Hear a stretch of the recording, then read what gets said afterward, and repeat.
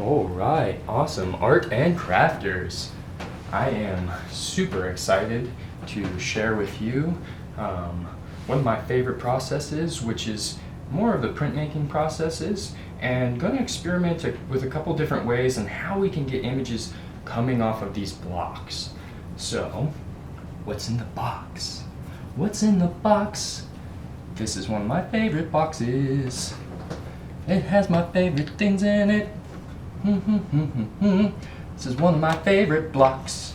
My favorite boxes. This block is really old. I have printed it thousands of times. You can see that it's coming apart because of use. And then I also want to print this block too, because the main idea I want to get across today is how sometimes when we print a block, it gives us exactly what we're looking at, and sometimes when we print a block, we get a reverse or mirror image. When we do a rubbing, I'm going to start here, and again I usually start with a lighter color. When we do our rubbing, we will get what you see is what you get. Straight across the board, you can draw your letters the way you want them to be seen. I'm going to give a little color. I haven't shifted it yet. It's tricky. This hand is holding it down while I'm trying. Now a little tiny shift. Hope.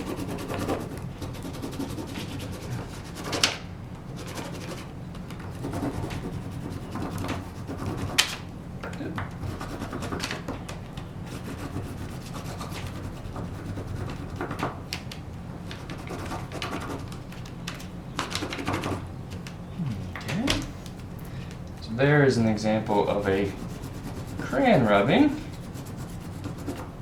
in which it comes straight across. Namaste. Now, let's try a block print. Set this aside, or you can go back in here. Back in the box, you go back into my favorite green box. Yeah. Okay. Let's get a little bit of now I got some coffee to sing about my blocks. Back in the box. I put my box in the blocks. I put my box in the blocks. Back in the box. I did not practice this routine. Normally I try to have a note card of what I'm gonna say. But hey, I didn't practice this one, little dog. Little dog, I didn't practice this one, little dog. You're so cute. I'm sorry I woke you up. Okay. Important thoughts. You kind of got to spread this out evenly. You want it to go on kind of thin. I'm going to find a new spot right here to show you that's a little clumpy. And I'm going for these little, I call them mountains. If I go over to the side, that'll help me kind of reset and get this ink just coming out just the way I want. If it gets too clumpy, it will kind of clump up inside here too, and then that will lead to a clumpy print. So anyways, I'll keep smoothing this out. A little bit will go a long ways, and a little too much will not look better. In fact, I have found that when doing this, a little too little is a little better than a little too much, but just right is even better. Let's see here. A little more is needed. Okay.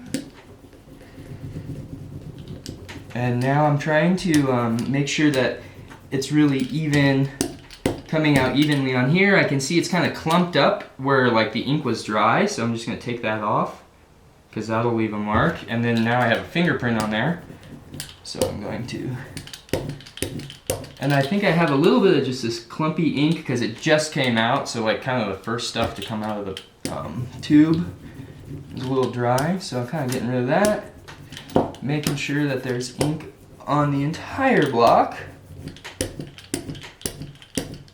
That looks pretty good. Okay.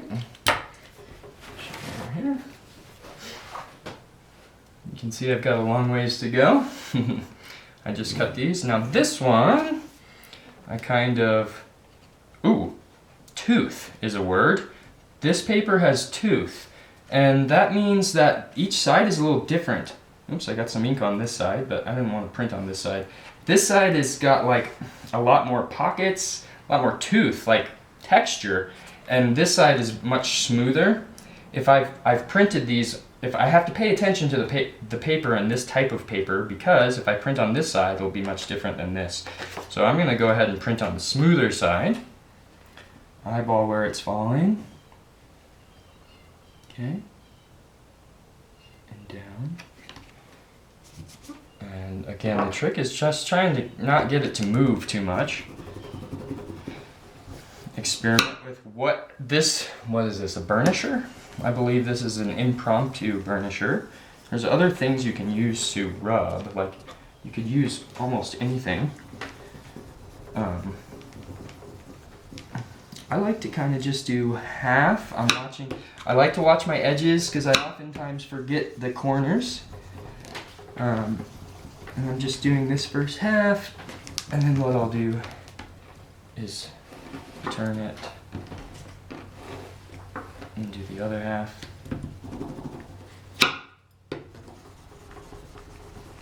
I'm sure there are other methods. We could do another method where we'll run these through a press rather than doing this by hand. So a printing press would be another way to do this. It's a little bit quicker. This also gives more of the handmade feel though. And that's about done. I never quite know. Oops, I've slipped big time. Let's take a look at it. Okay.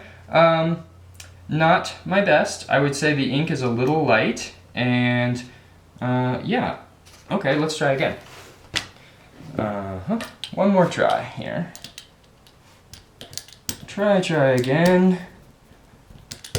Oftentimes it takes a little while to get into a rhythm, and then once you really start making them, you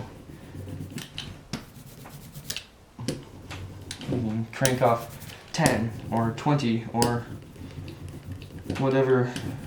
That's 30 times 4 minus 1.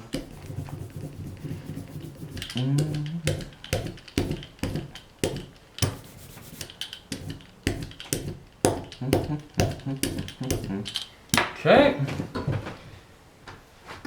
Check the tooth.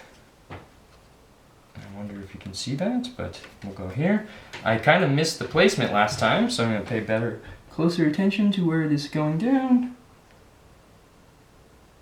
Down.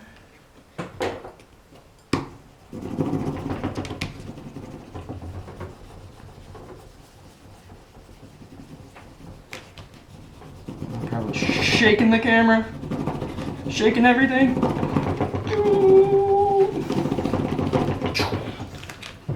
Okay. This one's better. I'm feeling better about this one.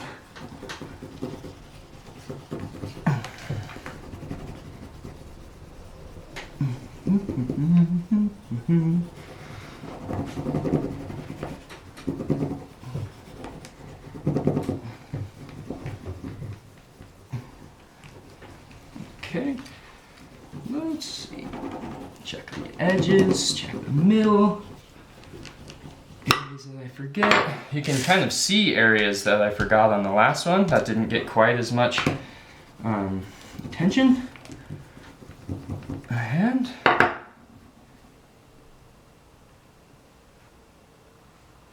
much better. That's beautiful. All right. I am going to continue printing these off. I hope you have a wonderful day. It is a beautiful day. I hope you get outside to play a little bit. And we will see you again soon in another video. Thank you.